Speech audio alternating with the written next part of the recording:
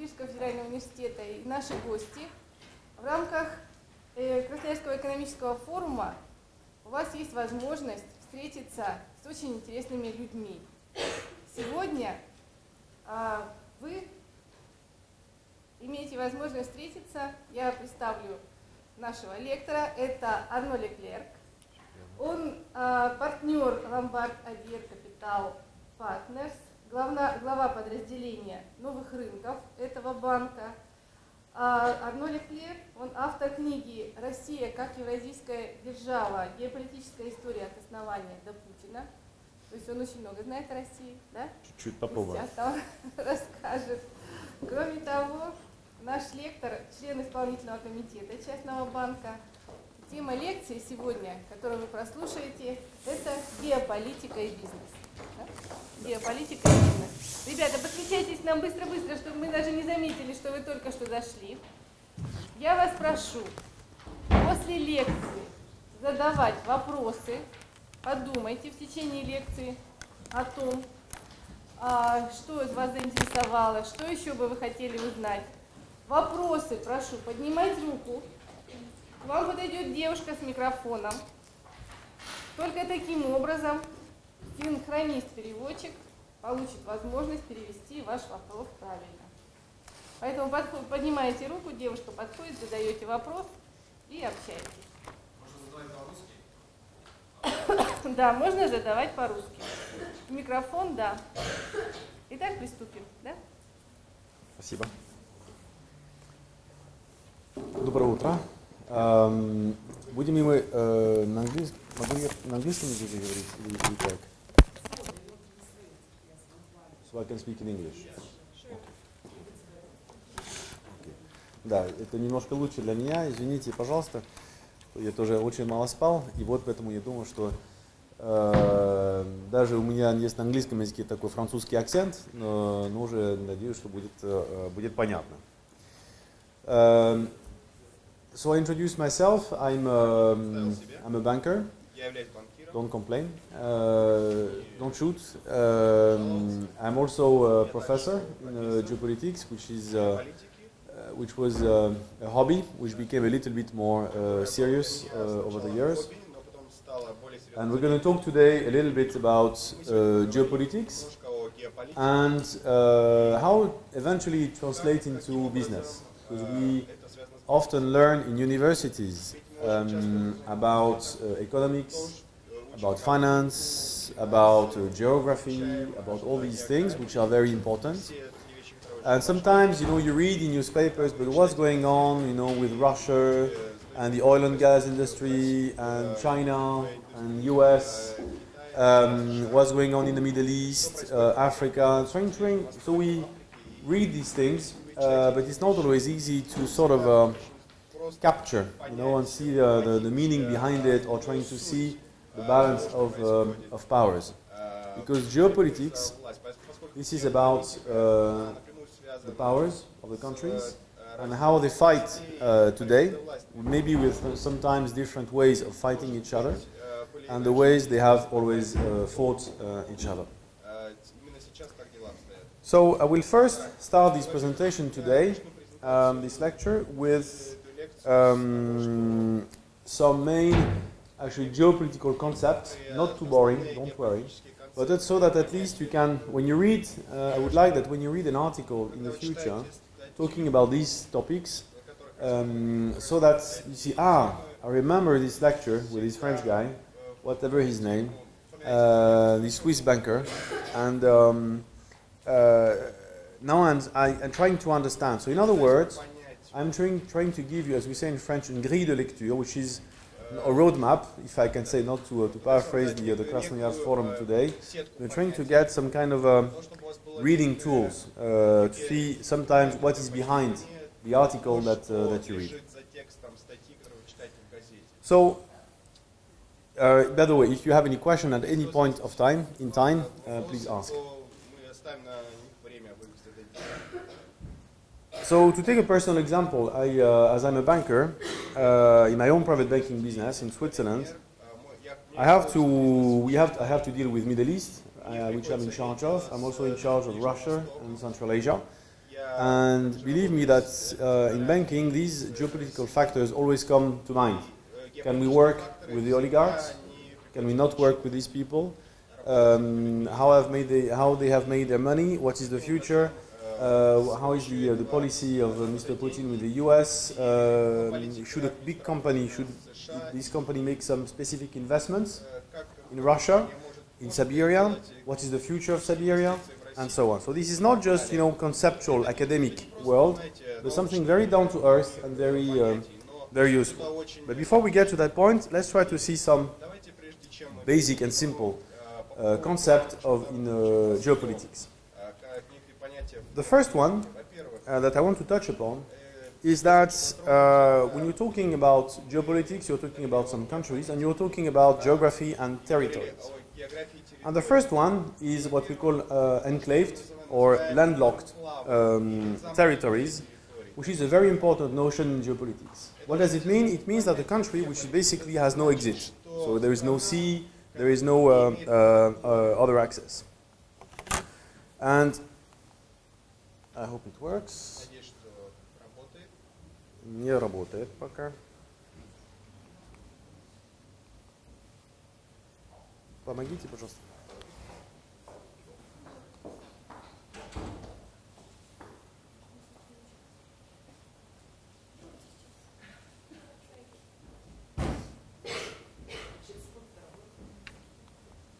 Ему же здесь надо, да?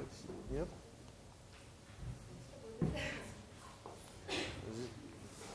Подождите.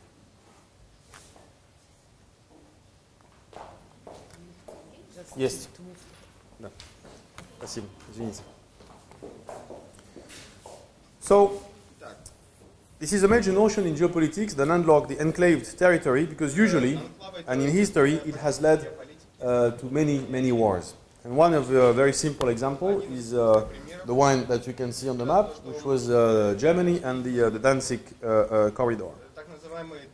Let me remind you that today, Kaliningrad, or Königsberg for the Germans, but Kaliningrad for you, plays this role in the current heart of Europe, which is something very specific because you have some sort of enclaved Russian territory in the very heart of Europe, which is if anything happens in the relationship between the two sides, so to say, Russia has an amazing spot of territory right in the middle of Europe, and in terms of geopolitics, this is really essential.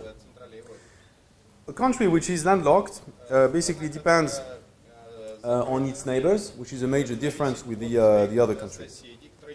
It depends on their goodwill, and it develops over time the sort of a philosophy of a besieged citadel. Like all the countries around me could be my enemies, because I need to do something out of this. There are about today 30 landlocked or enclaved states in the world, about 30. Nepal, Uzbekistan, Serbia, Mongolia, for instance. You can see Nepal, totally landlocked, cannot do anything without India and the others. Mongolia. And I will take the example of Mongolia and how it relates to business. If you talk geopolitics, you say, well, Mongolia is totally locked by the other countries, and it cannot go out without their support. When you are in a business, you say, how can I make and should I make any investments in Mongolia? We all know that Mongolia is very rich, in terms of copper and other mineral resources. But long term, when you make an investment, is it worth it or not? And what should I look at when I make such investments? Well, if you consider that, for instance, mining is a very important issue and prospect in Mongolia, well, maybe you should better invest and remember that Mongolia is full of Buddhist people, and then to consider, well, what are going to be the relationship long term with Mongolia, with China, and what is the position of China with Buddhists, and what is the position of Russia for this religion, if we can call it a religion. If you're talking heavy investments in Mongolia, well, on one hand, you can say, look, you cannot do anything in this country because we can invest hundreds of millions of dollars, but maybe it can never go out. Because if Mongolia has some kind of disagreement with China or Russia, finished. Okay? You're stuck. On the other hand, if you are investing and if you are in the business of infrastructure, this is heaven, this is paradise on earth. Why? Because simply of this geopolitical factor that it is a landlocked country, so it needs to build amazing infrastructures to get out. Roads, big, of course, airports, and everything that you need to get out of your country, and they will invest in the years to come billions of dollars of their natural resources into infrastructure. So this is not just about economics, this is about looking at the map and simply understand this, this factor. In Africa you have a number of countries which are landlocked. Lesotho is one of them, and it's actually, when you look also at some countries like this one, La Burkina Faso, which has economic and maritime exit through the Ivory Coast. And then again, when you are a geopolitician, you say, okay, what's happening in the Ivory Coast? I know it's far from you here, but now the country is almost divided, as you may have seen, in two parts, so which is an issue for Ivory Coast itself.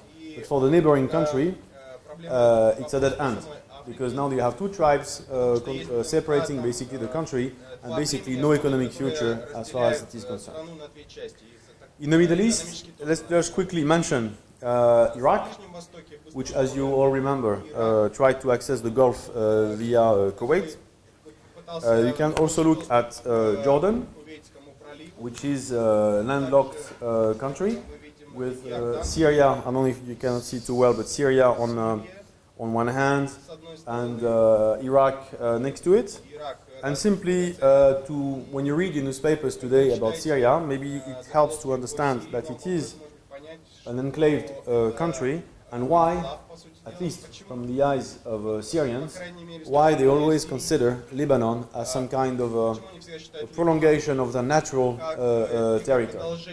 And this is linking, of course, to the understanding of why Syria is supporting the Hezbollah. And actually it's also understanding why, in another regard, Russia is behind it, because, as you know, there is a naval base, the last military naval base of Russia on the Mediterranean Sea is actually in Tartus. So once this will go away and the Americans take over, Russia wouldn't have any more military base in the Mediterranean. Russian history and the map is actually a fantastic story for geopolitics, because I think it is the country which is geopolitical by nature. As you can see, the access to the seas in history from Peter the Great, of course, to the Baltic, and the great Ekaterina II, and everything in the history of Russia has led basically to get out, if I can say, of these huge territory and have access to the seas in order to have better control on the neighboring countries and for the trade as well. The second concept that you should remember in geopolitics is actually the exact contrary. It's insularity. It's to be an island.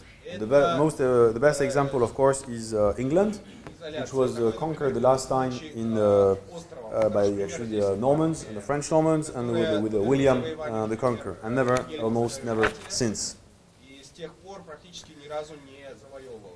Island is actually a concept which tends to be very much underestimated in geopolitics.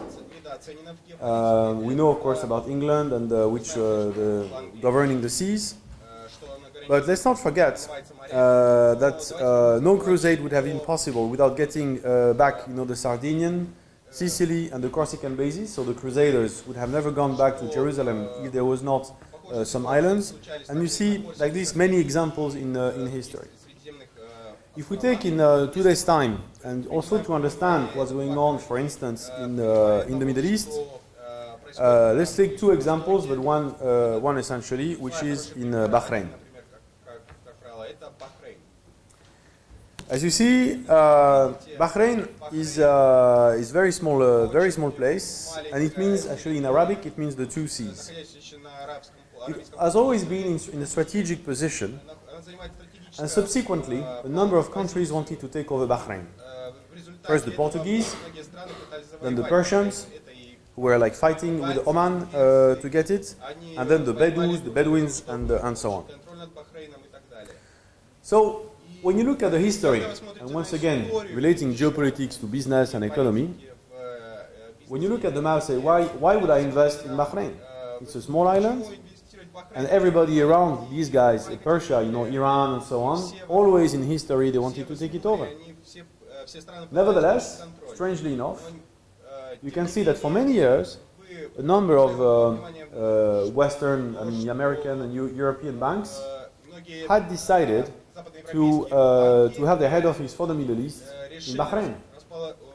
So you say, this is some kind of nonsense there. It was just a question of time, and it is still today a question of time that Bahrain, I don't know, is going to be wiped out of the map, but that some big problem will happen. That's for sure. Okay, be it with Iran, being with Saudi Arabia next door, which is sort of already controlling it. And it has always been a territory and a source of conflict in the area. Talking about islands, I will be very quick on this one, but you can see, actually that's not the right map, I don't have any map for that. The third point, the third concept in geopolitics that you have to remember, especially as Russians, is the never-ending fight between the land and the sea. And let me remind you that the Leviathan is a huge mystical fish in the Bible, while the bear usually represents the strength of the earth. According to the Kabbalists, history of the world is the fight between the powerful whale, behemoth, and a powerful animal on earth, usually shown as an elephant or a bull. I'm making this small element in the Bible because you can clearly see that this never-ending fight between Russia, actually, and the sea powers, which used to be England or the British Empire for a number of years, and the United States today. This is the old story which is still going on. This old story of the third concept of never-ending fight between the land and the sea started with the Greeks with Sparta and Athens, and we can take a number of examples in history. The sea empires, as well as continental empires such as Russia or Germany, always tried to open up to the seashores of the Eurasia. The fourth concept that you have to bear in mind is the landscape. If you look at the geography and the landscape itself and its geopolitical consequences. When you look at a territory, is it flat? Is it hilly? Is it dry? Is there on the contrary lots of water? Is it extremely cold? Actually, no, Siberia is not cold, as we know. It's a bit fresh these days. But not so cold. So let's quick few geopolitical factors and geography. First one, the desert. The desert, and you can say somehow that Siberia, the taiga, is some kind of desert to some extent. But for geopoliticians, actually, it is a very positive factor because it is giving protection from the neighbors. It's very hard to cross, basically. It's also a place in the desert where the frontiers, you have lots of conflict because the frontiers are not so difficult to define. If you don't have a major river or a mountain, you know what belongs to whom. So look at history even today. Yemen and Saudi Arabia still fighting, and there is still no clear frontier between the two. If I remind you that the frontier between China and the Russian Federation has been cleared only a few years ago, effectively. For many, many years, it was not exactly agreed between the two countries. Now it's solved, but there are still, it's still very recent. I think there is a map for that.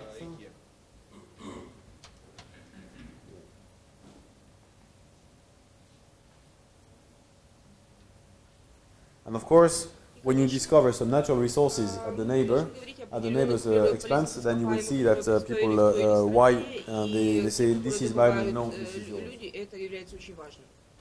Also some issues about some disputed islands, you know, the dispute between Russia and Japan, and Siberia. The second aspect of the landscape and what you have to bear in mind is the forest. And as a matter of fact, the forest is a very interesting concept which for many, many years was the equivalent or was perceived as something extremely negative, something like darkness, paganism, whilst in other countries this is considered, on the contrary, as a place of safety, of a safe haven. You know, when the invaders, when the barbarians come against you, you go to the forest to hide, because in the forest you will always have food and from the nature and mushrooms and God knows what. And you say, why is he saying this? Well, because when you look again at geopolitics and also at making investment in some countries, the understanding of the people of what is the forest is extremely different. And this entails their philosophy and also the way they behave and the way they will start a business and so on. Even today, the situation of the forest is totally different. You know, before we used to cut like this. Today, you know, forest is very interesting. It's important for us. It is the lungs, you know, of the earth. And actually, now we have to protect that. If you look at Brazil, you know, you have the economy which is booming, and on the other hand, you have green parties, ecologists who are saying, no, stop cutting the forest, and so on. So all this is very important. When you make, why am I saying that? And also the link between business, because some of you will be maybe working for the government or for the business industry. Well, because today when you want to implement a company, be it an oil company or mining or God knows what, where you have a forest, the way the local people, the tribes, understand the forest will very much impact on the investment that this company or this government will do. Because in some areas, they respect the forest as a sacred place, and today, this is a major change also in history, be it in Africa, being everywhere, the local people, or in Canada, doesn't need to go to Africa, actually in Canada, you can see that the local people have more and more say to block the investment on even a government or even the very large multinational companies. So when, as a decision maker, you say, okay, there is a big forest, this is how they look at the forest in this country, then we should, you know, make sure that everything is okay so that we can keep going, otherwise the project is stopped. Another third aspect in geography to remember is the straits and canals, which I think is quite obvious, so I will not go on in this because you have Hormuz, Suez, Panama, and we all know how important they are for the economies as they allow the transport to go from one continent to another. The fourth one is the mountains, which is also quite easy to understand. And also, you say, why is he talking about the mountains? Well, just to think for 1 second about the Balkans and the wars that we had in the Balkans and not just recently in Serbia and these areas, and not just the Caucasus and Chechnya, and which is much closer to you. So you remember that this is not fantasy from a professor early morning today, but this is real thing happening every day. The fifth aspect, which is very important in geopolitics, and I'll spend a few more minutes on this, is water.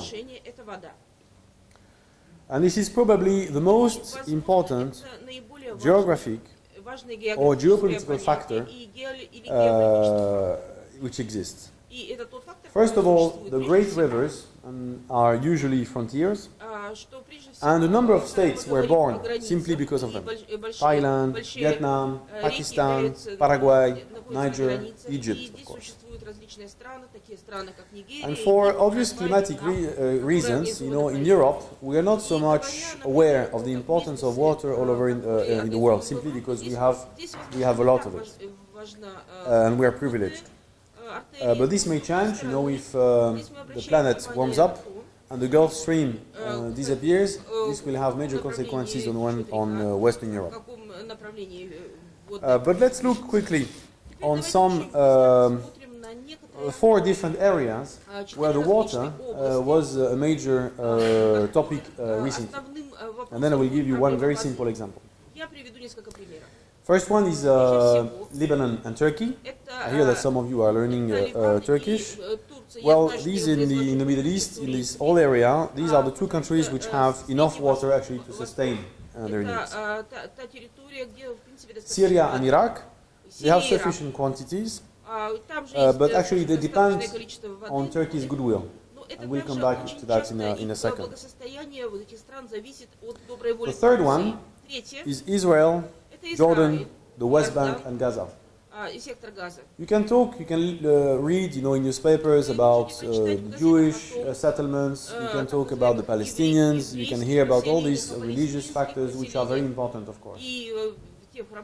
But have you ever thought of looking at this war, if I can say, disputes of Israel and Palestinians because of water? Maybe not. Well, maybe you should.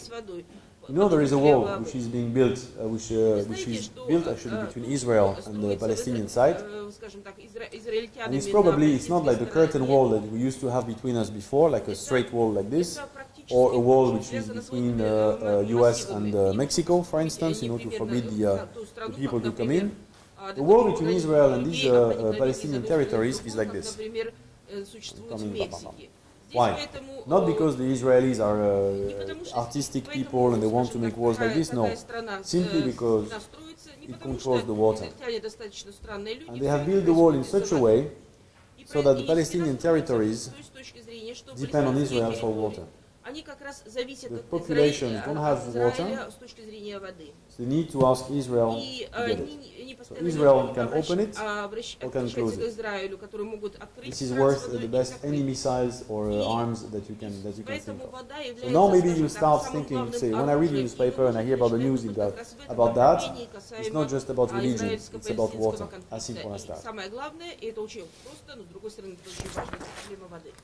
I'll take also one example where water meets geopolitics, and that's in the Middle East. If you take the major river, the rivers, actually the Tigris and the Euphrates. I think I have a map. Let me check. Yeah, that's the map. I don't know if you can see it too well. This is involved, these 2 major rivers are involving Turkey, Syria and Iraq. Turkey controls 90% of the flow of the Tigris river and 50% of the Euphrates. Ankara, Turkey, considers that water which is crossing its territory belongs to her. It's on my territory, it's mine. Whatever is down the road, I don't care. I'm exaggerating, but that's a bit.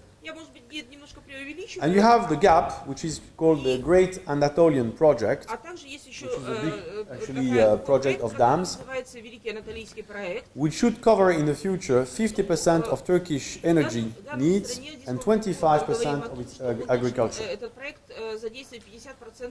And when you look at the water and what's happening between these countries, and you also see the conflict that you can have today between Turkey and Syria, so I'm not talking like an academic talking about something, you know, very artificial or whatever.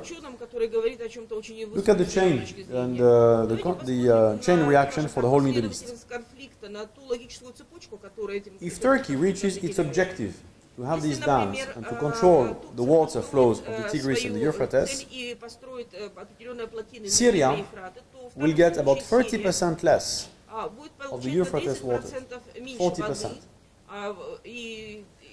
After Syria takes its own needs, you know, of water, Iraq will be left with about 1/8 of the water which is getting today. Subsequently, Syria will take more water if Turkey goes on. Syria will take more water from Yarmouk, and this will have other consequences on Israel, on Jordan, and on Palestine.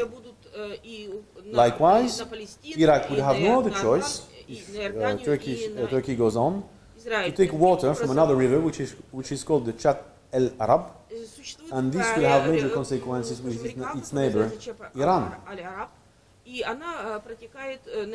So risk of conflicts are not so far away.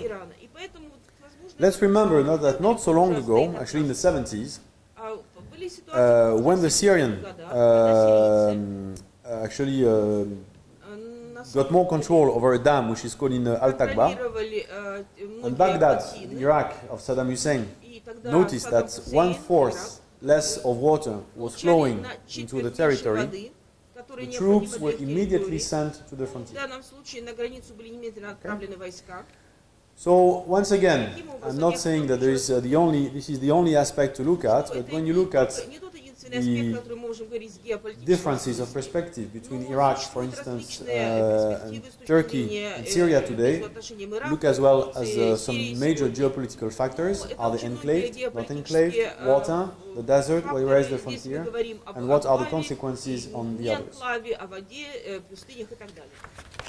Before I get to the more into geopolitics and economy, so to say, the fifth aspect to bear in mind in geopolitics is the identity of the people, the tribes, the clan, the nation, the multi-ethnic empires with whom you are talking. This would be too long to do we would need a full lecture to talk about this, but just again to get you back into today's world. When the US invaded Iraq, they did not pay attention at all to the tribes in Iraq. They thought Shiite, Sunni, and whatever. Sometimes I have to say that the US foreign policy is, I don't know, oversimplistic. Okay, and it was a total mess, and they created a total mess in Iraq. But they started to get a better control of the territories. I'm not saying good control, but a better control of the territories, when at least they started to respect the tribes, and they started talking to the chiefs, and then understood that this territory was not one Iraq of Saddam Hussein, it was many different people and tribes. And then they looked at the water, and then they looked at basically exactly what we just talked about for the last 20 minutes or so. And then they have made the big theory about this, and the big book of the General Petraeus, which actually was for people like you now, basic geopolitics. Second part of this lecture today is to be more concrete about when geopolitics meets the economy and when geopolitics meets business. Let's talk a little bit about Russia, although not too long because you know it much better than I do. So we'll talk about some other things as well. Let's just say that in the early 90s, Russia was very much, not so much in power as today. Was, I can say, probably humiliated by Western countries, by Europe and the US to a large extent, who took some advantages of its difficulties in the early 90s, at that time, at the end of the USSR. And the way when in early 2000 Mr. Putin came to power, actually to regain, I think, that's my interpretation, okay, maybe you know better, in order to put Russia back on the map as an international power, which was not anymore in the early 90s, maybe you were too young, but I started to work actually in Russia in late 91, in Moscow and in St. Petersburg, even with Mr. Sobchak, and maybe in the corridors of the office of the city of Petersburg, Leningrad, and it was also even at that time. Maybe I've met some of the people who are now in much higher positions, actually. I was 24 and not 45, time flies. But what he did to take over was to regain power on the energy, and actually on the first step was to get control over the oligarchs who had enjoyed maybe too easily the privatizations during the 90s. And the first one was actually to control the pipes and the exports through Gazprom and Transneft, and also through the Russian railways. Yukos was also part of the scheme in order to be controlled. So when you look again at the news and is Khodorkovsky a good guy, was he a bad guy, I'm not commenting on that. Okay? I'm not a journalist. I'm just trying to understand the balance of powers and what was necessary for the existing president, Mr. Putin, today, what was necessary in his view, and maybe for the benefit of the country, to take over control, or back control on some of the essential power of this country, which is basically the oil and gas industry, and step number one, the pipes. The second part, after the pipes, was to get control over the production, which, as you know, Gazprom represents about just 8% of the Russian GDP and 20% of the federal budget. In addition to this sort of renationalization, Vladimir Putin gave back to Moscow the powers also related to exploit subsoil resources, which had been transferred to the regions. The results of all that, which again I'm not commenting because I'm just a foreigner, I'm just a guest here, but I have to see as a geopolitician that it is an extremely positive factor for Russia, what he has done over the last 10 years. Because except the United States of America, Russia is actually today the only major oil and gas producer which is fully independent to export via its networks of pipelines to the various parts of the world, to Asia and to Europe and others.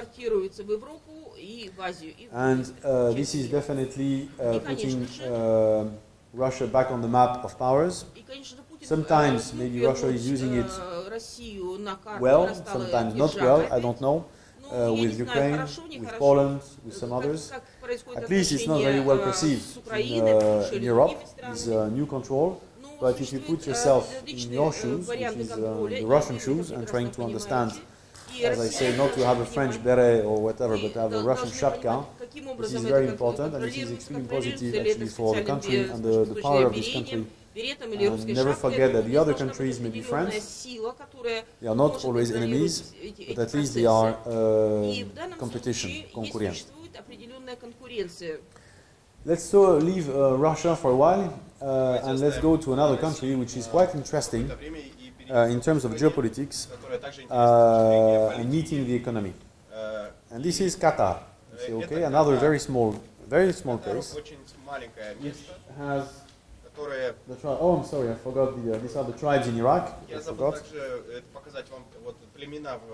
Oil and gas pipes, Russia. We will have this presentation, by the way, with all the maps.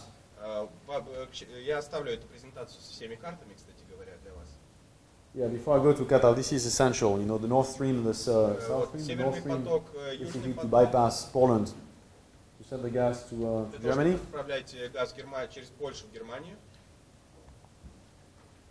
Central Asia. Центральная Азия.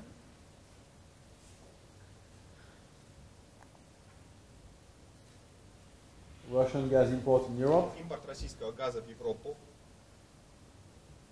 You see how much Europe is depending on Russia. Вы видите, насколько Европа является зависимой от России. The Caspian Sea. Каспийское море. Caspian Sea. This is also interesting geopolitical factor to understand where are the frontiers. is it a lake or is it a sea? границы, And является then ли you это see that морем или озером. depending what is your, according to Russia, it's a sea, С Россией это все-таки море. and according to the others, it's a lake. Это You don't have the same rules which apply, and of course not the same access to the oil and gas. Если вы не применяете те же самые правила, то у вас не будет того же Something самого very доступа interesting к нефти и газу. before I move to Qatar Очень is this интересная new история с Катаром. pipeline Это to новая the Korean peninsula, газопровод, which is opening very interesting routes for Russia to move out of Europe to go to Asia. And if I can say two words about that, that's also a shift that you can see in today's world, в Азию также. and which I've read Я that your читал, president has что ваш mentioned президент также several times, несколько раз that maybe because of the crisis in Western Europe, в Западной which is Европе, very serious. I don't know, maybe you are too far to see it from here, but trust me, it's very, very bad, это не очень especially in хорошо countries ощущается, like Spain но or, у нас очень of тяжело course, in поведение. Greece, but also in others. You can really feel it. Мы действительно это ощущаем там. It allows Russia, which is between Europe and between Asia, Между Европой и to Азией now have иметь facilities to go to the other side of the world, booming countries, booming economies like China, India, Korea, and so on. So once again, it was an extreme, very interesting это было очень and very important strategic move of Mr. Putin in the early 2000s to regain control over the oil and gas industry and the pipelines, which today is paying off as well, because it allows your country to export on the other side. If maybe the oil and gas sector had remained private, or 100% so to say private, you can believe that most probably because of the rules of the financial markets and the economy, there would be less investments in pipelines going to Asia. And today Russia would be not in such a good position as it is today. Россия бы сегодня была не в такой хорошем положении, в котором она находится сегодня. Qatar. Итак, возвращаясь к Катару. Qatar is very interesting to study. It's a very small country, actually very, very, very, very tiny. I think it's smaller than Krasnoyarsk and the neighborhood. But it is playing and has played a very significant role in the neighborhood over there. The relations with the neighbors were always more or less, not too good, especially with Saudi Arabia and Bahrain. Again, Bahrain. And Qatar, just for you to know, has the third largest natural resources of gas in the world and the 13th highest oil reserves in the world. But Qatar is surrounded by other rich countries, which are carbon-rich countries, of course, Saudi being the main one. So it couldn't really say, look, we have oil and gas, we're rich, let's do something. Yeah, but the others have much more, and Bahrain and Saudi and the others, and not and Abu Dhabi, they are even richer. So they said, if you want to exist as an international power, what can we do?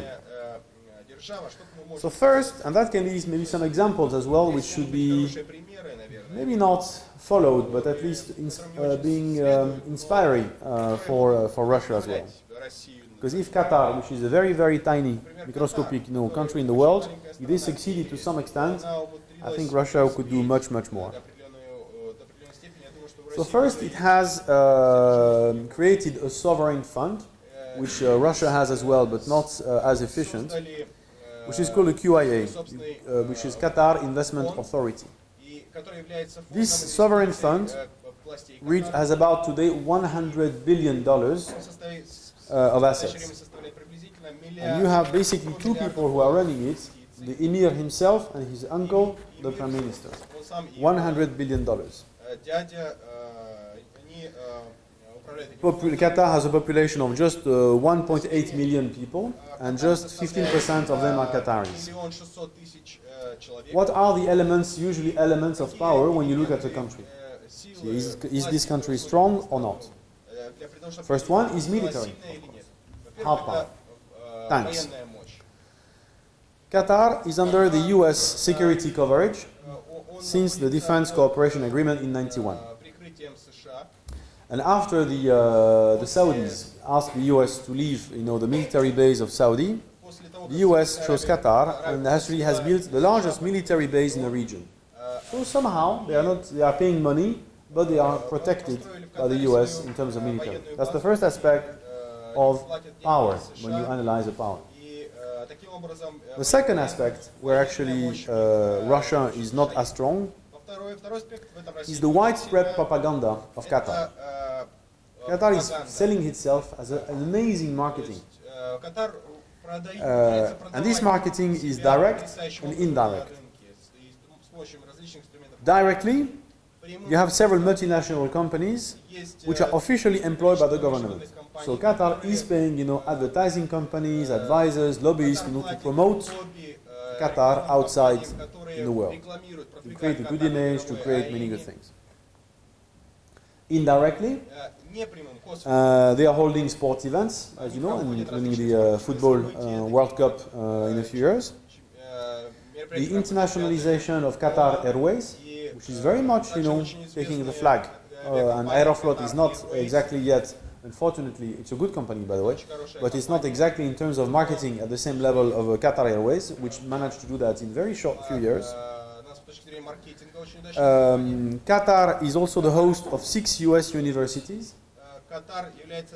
And it has also the television network that you may have heard of, which is called Al Jazeera, which is definitely part of its propaganda outside. Doha, the capital of Qatar, is amazingly the home of the United Nations office in the area, and also of the office of the Taliban, and of the headquarters of the US Central Command. So I think we would need more time to try to explain how such a tiny small place like this can manage to be the home of the Taliban, of the US Central Command, of the television of the whole Middle East, and so on. But that's very interesting to think of what you can achieve if you really want it. And that's my point, actually. Qatar is also the third point, is diplomacy, and where it's active and how strong it is. And Qatar is actually very active in diplomacy in Lebanon. It was in 2009. It also held the presidency of the Arab League in 2011, if I'm not mistaken. And you can see that they have, you can know that they have very important role to play in Libya after the fall, before the fall and after the fall of Colonel Gaddafi. Because they have given some money to the rebels, and now they have sort of, I think they are controlling a bit the Libyan government. I was actually myself in Tripoli visiting in end of June. It was quite still interesting times, because I was woken up at night, with people shooting each other in the streets, and I was telling in the morning to my guide, I heard some bad shootings, in the street. Say, no, don't worry, the guys are enjoying, and they were drunk, and they were shooting in the air, and with a Kalashnikov, and so on. Say, no. I heard already Kalashnikov shooting, actually from my Russian times. This was not a Kalashnikov. This was the heavy one, and it was shooting from this building to this building. So still hot place. And I had met the Prime Minister, and a very interesting man, but he was unfortunately kicked out a few months later, as you may have seen in the news, and that was essentially because Qatar was behind it. And actually Qatar is on one hand very important in the Western world in terms of investments. I'll come back to that in a second, and also is supporting the Islamists and the Salafists. So it's a combination which is very interesting, how to exist as a very small place and to exist as an international power. The last point of Qatar, actually, as I mentioned, is money, and it's in enormous investments outside. They have invested $10 billion in Libya, $12 billion in Syria, $5 billion in Greece. I'm just talking recently. $2 billion in Sudan, in order to save its currency, for instance. And something maybe that you don't know is that 24% 24% of the London Stock Exchange belongs to Qatar. So when Qatar is doing certain things, you know, in the West they have some kind of a say, because say, look guys, you know, if you're not happy, maybe we take our money out, and then you will see the stock exchange woof, fall out just like this. And these are just some hints that maybe Russia could consider to be more present and stronger in the international area. So Qatar is characterized by very diverging interests. On one hand, it's very what we call geopolitical cosmopolitism. You have also a clear difference in the television, Al Jazeera, in English and in Arabic. So they are playing, in other words, you watch Al Jazeera in English, and the way they covered, you know, the Palestinian, you know, war and things like that, it's sort of balanced, so to say. When you watch the Arabic version of the same television, Al Jazeera, it's not at all the same story, and it's very negative about everything which is European and Israel and so on. They encourage, you know, democratic elections in Libya and in a number of other countries, but not in Qatar, certainly not. You have the Emir and his uncle, and maybe his wife, Sheikh Moza, who are controlling the whole power. So two people, maybe three, are controlling the whole country, but they are pushing for democracy and things like that outside. The foreign policy of the Emir is pro-US and Western, you know, US military base in Qatar. And I said at the same time, they enjoy very good relations with the Islamists, and so on. So keeping all sides close simultaneously is quite an exercise. It's counterbalancing all the powers. And it shows that geopolitics meets with economy, and this is not just, as I said, something early morning to talk about and which is just theory. No, this is happening every day, and this is very important, and this is also changing your lives and our lives. My last point before I leave the room for some questions is something that you should, maybe you are very much aware, I don't know, is that what's going to be the next, you know, big game, as we say, in geopolitics. And this is the future big game of geopolitics. This is the Arctic Sea. And where Russia has again a fantastic role to play. So altogether, I think Russia should be. I'm not nationalist because I'm not Russian. I'm not patriot. Although I like your country very much, as you can see. Otherwise, I could not study your country if I didn't like it. But I think Russia could do so much better. It could be so much more important in the world. And one of the aspects is definitely this one, the Arctic. And of course, in view of the meltdown of the ice.